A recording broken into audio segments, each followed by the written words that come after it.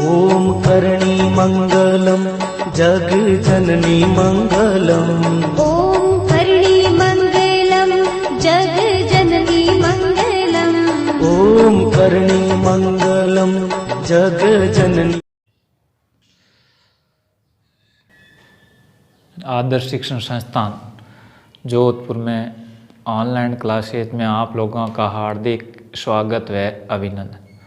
हम लोगों ने वीडियो के अंदर है वो सीखा था प्रतिस्थापन विधि से समीकरण को सरल करना और उसका हल ज्ञात करना। तो आज उसी कड़ी में हम आगे बढ़ रहे हैं। तो यानी कुछ सवाल यानी संख्या समीकरण दिए गए हैं और कुछ नया है इसमें। तो प्रश्न 2 है 2x + 3y = 11 और 2x - 4 = -24 को हल कीजिए। और इसमें है वो हम लोग m का वह मान ज्ञात कीजिए जिसके लिए y = mx + 3। तो हम लोगों को समीकरण क्या दिया गया है, दो समीकरण दिए गए 2x + 3y = 11, 2x - 4y = -24। ये समीकरण का नाम दे दिया समीकरण 1 व 2। अब समीकरण 1 से तो एक क्या है हमारे पास 2x + 3y = 11। ये 2x है, अब प्लस का 3y है तो इधर से यहाँ गया है तो प्लस का है तो इधर गया तो माइनस का 3y। अब ये 2 x का गुणांक है तो बाएं से दाएं पक्ष में गया तो भाग में चला गया 2 और इसका नाम दे दिया समीकरण 3। अब जो समीकरण 3 है वो किससे प्राप्त किया है वो ध्यान रखना। तो वो समीकरण है वो पहले से ज्ञात किया 1 से।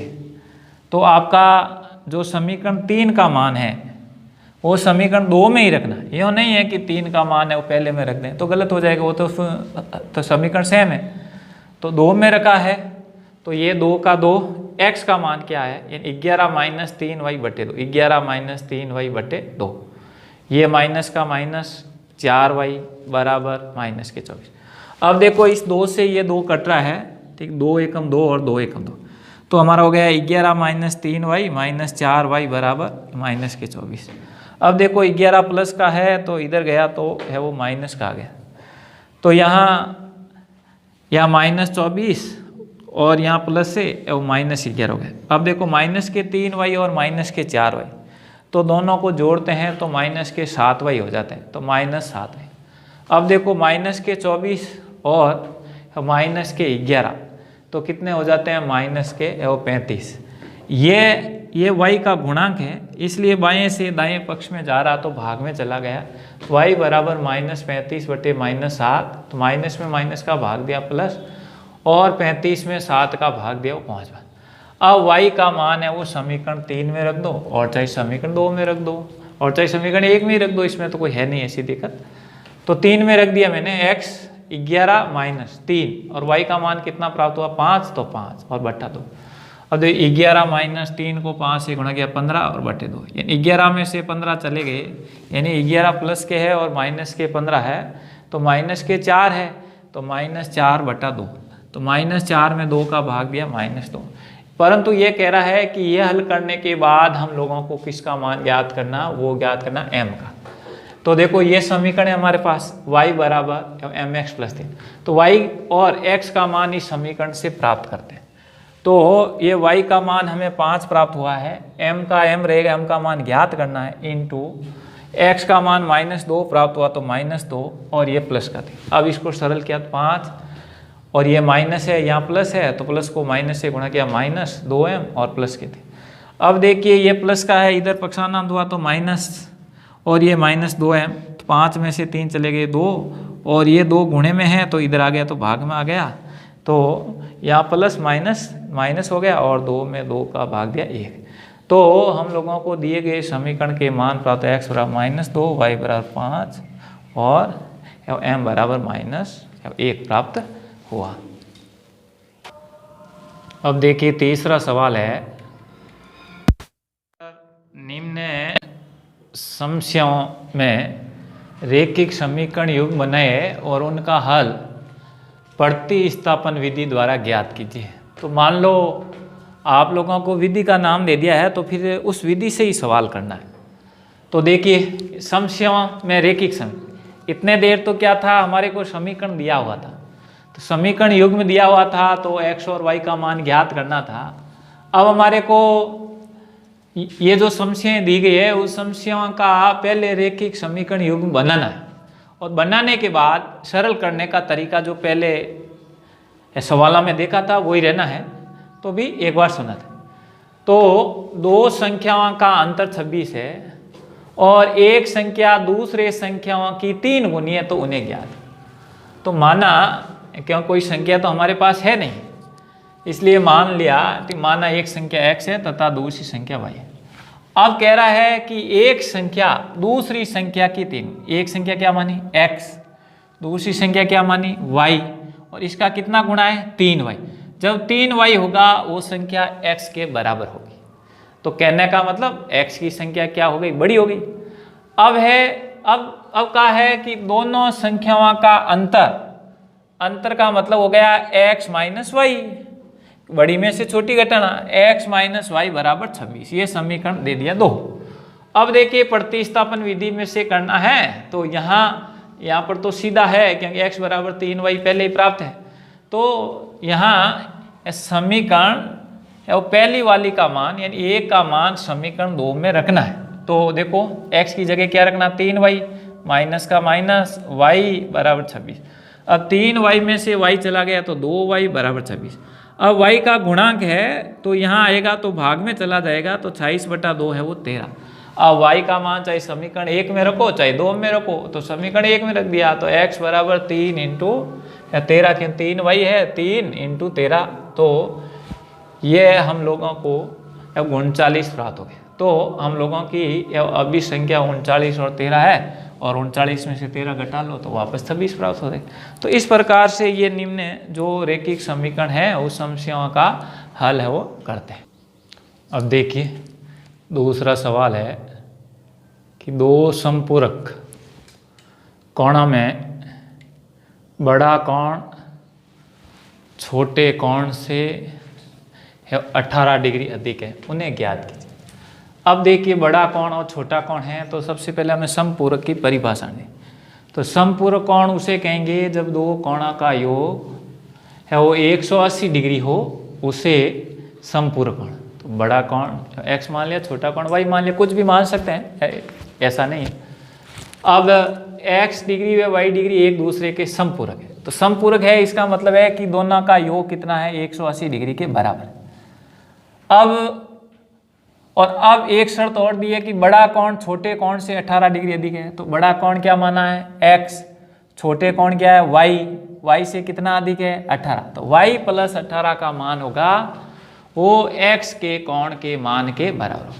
अब वही प्रतिस्थापन विधि बार बार बता रहे हैं, समीकरण 2 का मान समीकरण 1 में रखना है, तो यहाँ x बराबर y प्लस 18 लिख दिया यहाँ, और प्लस y 180, 2y और 18 है तो माइनस चला गया, 180 में से 18 चलेगा 162, और 2 यहाँ है गुणे में है, इधर आया तो भाग में आ गया, और 162 में 2 का भाग दिया तो 81 बार गया। तो यानी y का मान है वो 81 डिग्री। अब y का मान चाहे समीकरण 1 में रखो और चाहे 2 में रखो, तो y का मान समीकरण 2 में रखने पर तो x बराबर यानी 81 प्लस 18, क्योंकि यहाँ y का मान 81 और 18 99। अब इस दोनों को जोड़ते हैं तो हम लोगों का मान है वो एक दूसरे के क्या कोण है, ये कोण है वो समपूरक कोण है। अब देखिए 5वां प्रश्न है हम लोगों के, किसी भिन्न के अंश और हर दोनों में 2 जोड़ दिया जाए तो वह 9/11 हो जाती है। यदि अंश और हर दोनों में 3 जोड़ दिया जाए तो वह 5/6 हो जाती है। वो भिन्न ज्ञात, ऐसी भिन्न ज्ञात करनी है। अब क्योंकि समीकरण को बनाना है, सबसे पहला काम है प्रश्न को समझना। समझने के बाद उसमें हम लोगों को क्या क्या दिया गया है और कैसी शर्त दी गई है, उस शर्त के अनुसार हम लोगों को सवाल को सरल करना है। तो हमें पहले तो ज्ञात नहीं है, इसलिए मानना है, तो माना भिन्न का अंश x है और हर y मान लिया, तो भिन्न अंश बटे हर लिखा जाता है, इसलिए x बटा y लिख दिया। अब पहली शर्त है कि यदि किसी भिन्न के अंश और हर, अंश क्या है x में कितना जोड़ना 2, और हर में भी कितना जोड़ना 2। जब x प्लस 2 बटे वाई प्लस 2 होता है तो वो भिन्न है वो 9 बटे 11 के बराबर होती है। तो 9 बटे 11 लिख दिया। अब इसमें इस स्थिति में है तो वज्र गुणा कर दिया, यानी 11 को x प्लस 2 से गुणा कर दिया और 9 को y प्लस 2 से गुणा किया। तो इस 11 को x से गुणा किया 11x और प्लस और 11 को 2 से गुणा किया 22 बराबर 9 को y से गुणा किया 9y प्लस है और 9 को 2 से गुणा किया 18। अब पक्षांतर कर दिया, ये 22 है, बाएं पक्ष से दाएं पक्ष में ले आया, प्लस है तो यह माइनस हो गया -22। अब x है वो गुणे में है तो इधर जाएगा तो किस में आ जाएगा भाग में, x बराबर 9y - 4 बटे। ये है वो समीकरण है वो पहला दे दिया है वो एक समीकरण। अब दूसरी शर्त क्या है, यदि अंश और हर दोनों में 3 जोड़ दिया जाए, ये x प्लस 3 और y प्लस 3, इसको जोड़ते हैं तो वो किसके बराबर होता है 5 बटे 6 के बराबर होता है। तो ये दूसरी शर्त के अनुसार ऐसा लिखा है। अब वज्र गुणा कर दो 6x प्लस 3 और 5y प्लस 3, 6 को x से 6x और प्लस 18 5y प्लस 15। अब इस 5y को इधर ले आए तो 6x, ये प्लस का तो इधर माइनस का 5y और 15 ये प्लस का है तो माइनस का 18। अब 6x - 5y - 3 ये समीकरण 2। अब समीकरण ए का मान समीकरण 2 के अंदर रख दिया। समीकरण ए का मान है वो x का मान रखना है तो 9y - 4 बटे 11 तो 6 ये है x का मान 9y - 4 बटे 11 और -5y बराबर -3। तो देखिए 9 को 6 से गुणा किया 54y प्लस माइनस 6 चौके 24 और बटे में 11 -5y माइनस। अब यहाँ हम लोगों का 11 है और यहाँ 5y है और 5, तो इस दोनों का लसअप पे हो गया वो 11 आ गया। अब देखो 11 में 11 का भाग दिया है वो एक बार गया और यहाँ एक बार गया तो एक को इससे गुणा करते तो कोई फर्क नहीं पड़ता, ये हो गया माइनस का माइनस। अब 5 के नीचे कुछ नहीं, इसका मतलब 1 को 11 में भाग दिया तो 11 बार गया, 11 को 5 से गुणा किया तो 55 और y का y। अब देखो 54y प्लस के हैं माइनस के 55y है तो इनकी इस चिन्ह के कितने ज़्यादा है तो माइनस के y ज़्यादा है। अब -24, अब देखो यहाँ वज्र गुणा कर लिया, ये -3 है और 11 है तो -3 होना है तो -y ये -33 हो गए, ये माइनस है और इधर आया तो प्लस का हो गया। अब -y, अब माइनस के 33 और प्लस के 4 किस चिन्ह का कितना ज़्यादा तो माइनस के 9 ज़्यादा है। तो ये देखिए ये माइनस प्लस हो गया तो y का मान 9 है। अब y का मान चाहे समीकरण 1 में रखो चाहे 2 में रखो कोई फर्क नहीं पड़ता है।